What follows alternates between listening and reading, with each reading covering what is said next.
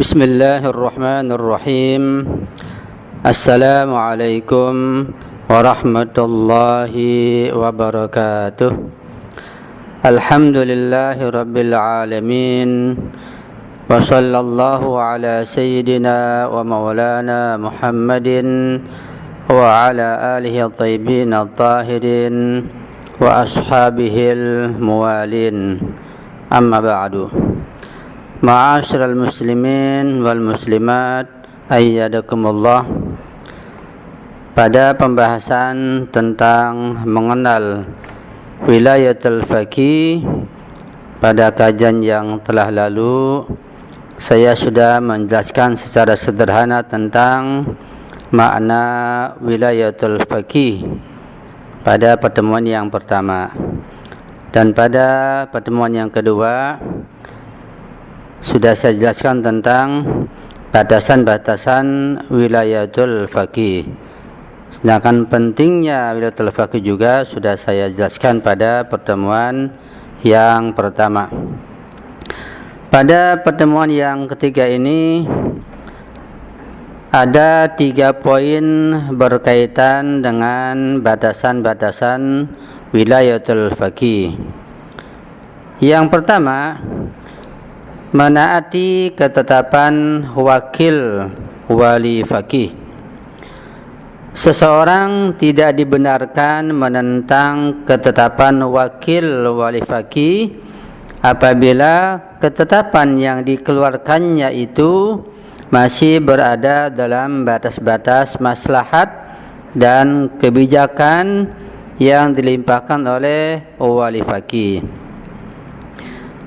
Kita telah memahami bahwa wali faqih itu tidak bekerja sendiri, tetapi beliau memiliki wakil-wakil yang cukup banyak, baik di dalam negara Islam di Iran maupun wakil-wakil beliau yang berada di luar negara Islam di Iran.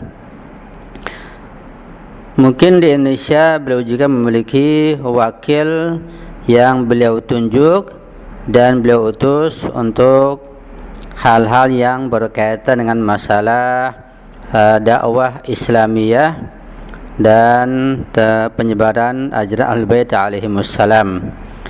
Apabila wakil wali faqih menetapkan suatu urusan, suatu persoalan yang itu merupakan keputusan dari wali faqih secara jelas dan tujuannya untuk kemaslahatan umat Islam di seluruh dunia, maka kita tidak boleh menentang atau membantah keputusan wali faqih tersebut yang disampaikan oleh wakil beliau di negara masing-masing. Dan juga wakil wali faqih di samping juga mengurusi masalah-masalah yang berkaitan dengan kebudayaan Islam, masalah dakwah Islamiyah, juga beliau berkepentingan membantu mengurusi hal-hal yang berkaitan dengan masalah sosial. Itu yang pertama. Yang kedua, wilayah administratif. Di dalam konsep Islam tidak ada yang namanya wilayah administratif. Artinya tidak ada kewajiban menaati perintah penguasa tertinggi tanpa menentangnya sama sekali. Tetapi menentang perintah administratif yang ditetapkan berdasarkan peraturan-peraturan dan ketentuan-ketentuan administratif tidak boleh ditentang dan dilanggar. Hadnya bersifat fleksibel. Ketika ada ketentuan-ketentuan yang bersifat administratif tersebut untuk kemaslahatan umat manusia, maka tentu tidak boleh dilarang atau dilanggar. Tetapi tentu saja ketika ada ruang untuk dikritisi, maka harus dikritisi dan diberikan solusi yang terbaik. Itu yang kedua. Yang ketiga adalah wilayah takwiniyah. Wali faqih tidak memiliki wilayah takwiniyah, dan masalah ini khusus dimiliki oleh para imam ma'sum yang suci alaihissalam.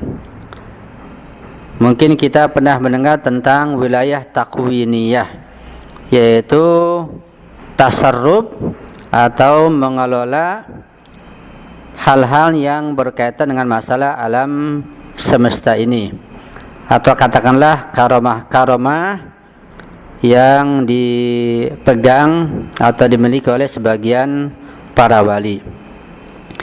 Dikatakan di sini bahwa wali faqih tidak memiliki wilayah takwiniyah, karena wilayah takwiniyah itu hanya dimiliki oleh para imam ma'sum alaihissalam. Sebagai contoh saja, misalnya kekuatan yang di luar kemampuan manusia. Sebagai contoh saya sampaikan, misalnya kemampuan Al-Imam Ali alaihissalam ketika mendobrak dan mengambil pintu benteng Khaybar. Kita telah baca dalam sejarah bahwa ketika Rasulullah mengutus pasukan yang dipimpin oleh Abu Bakar untuk melawan Yahudi Khaybar, maka pasukan tersebut gagal dan kembali tanpa membawa kemenangan. Di lain waktu Rasulullah mengutus pasukan yang kedua yang dipimpin oleh Umar untuk menyerang Yahudi Khaybar. Karena kuatnya benteng Khaybar, utusannya kedua pun mengalami kegagalan dan pulang dengan tangan hampa. Hanya Rasulullah mengatakan, nanti aku akan utus seseorang yang dia dicintai oleh Allah dan Rasulnya, dan dia pun mencintai Allah dan Rasulnya. Para sahabat pun bertanya-tanya, siapakah dia? Ketika sudah datang waktunya dan mereka telah berkumpul untuk diutus kembali melawan Yahudi Khaybar, kemudian Rasulullah bertanya, di manakah Ali? Diberi kabar, wahai Rasulullah, Ali sedang sakit. Panggillah dia ke sini. Dipanggillah Ali alaihissalam dan dia sedang sakit mata yang parah. Menurut Rasulullah dengan mukjizatnya meniupkan atau menyebulkan ke bagian mata Imam Ali alaihissalam dan langsung sembuh. Kemudian Rasulullah memberikan bendera sesuai dengan jinnya, akan memberikan bendera kepada orang yang dicintai Allah dan Rasulnya, dan dia mencintai Allah dan Rasulnya. Kemudian Ali diberikan bendera dan mau pasukan untuk menyerang Yahudi Khaybar. Sampai di Khaybar, melihat benteng yang sangat kokoh, maka majulah Imam alaihissalam.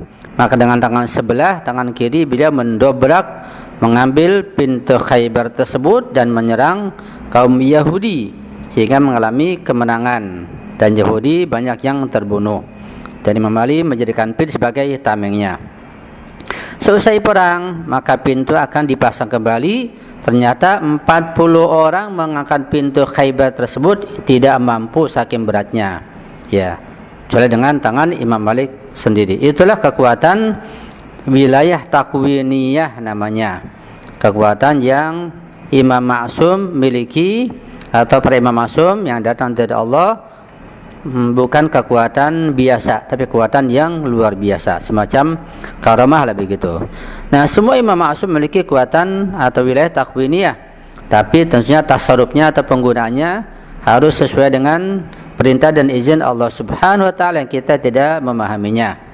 Nah, wilayah takwiniyah ini tidak dimiliki oleh wali faqih. Itu secara singkat. Yang keempat, pembahasan terakhir mengenai perbedaan pandangan antara wali faqih dengan marja taklid. Apabila terdapat perbedaan pandangan antara wali faqih dengan marja taklid dalam hal-hal yang berkaitan dengan urusan negara dan urusan masyarakat Islam secara umum, seperti mempertahankan Islam dan kaum muslimin atas serangan orang-orang kafir dan para tiran yang zalim, maka dalam hal ini pandangan wali faqih harus didahulukan dan ditaati. Adapun dalam masalah-masalah yang hanya berkaitan dengan individu belaka, maka setiap mukallaf harus mengikuti fatwa marja taklidnya masing-masing. Secara singkat bahwa Al-Imam Sayyid Habib Ali Khamenei memiliki dua jabatan. Pertama sebagai jabatan marja'iyah yang fatwanya khusus untuk para muqallidnya.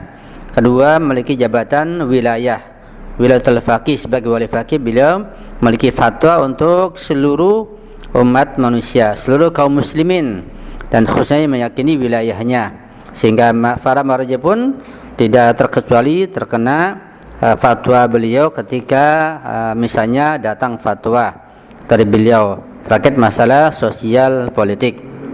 Karena itu mentaati wali faqih hukumnya wajib pada kondisi tertentu dengan syarat-syarat tertentu. Dan kita lihat keberhasilan Hizbullah di Lebanon yang dipimpin oleh Sayyid Hasan Nasrullah sehingga bisa mengalahkan Zionis yang di belakangnya adalah dunia, Eropa dan Amerika, karena berkat mentaati bimbingan wali faqih. Dan begitu kita saksikan bahwa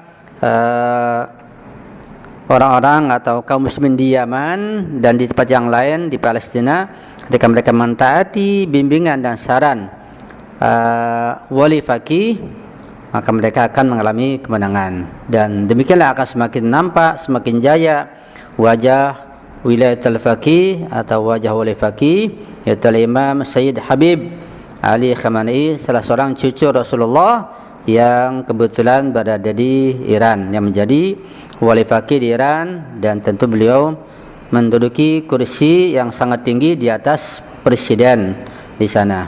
Jadi tidak ada kedudukannya lebih tinggi di samping atau di atas wali faqih, karena presiden berada di bawahnya. Itu saja ulasan singkat dari saya, mudah-mudahan dapat kita pahami dengan baik. Jika ada kesalahan atau kekhilafan, kekurangan, mohon dikoreksi dan perbaiki, dan mohon doa antum selalu. Mohon maaf, saya akhiri. Hadanallahu wa iyyakum ajma'in wa la faminkum. Wassalamualaikum warahmatullahi wabarakatuh.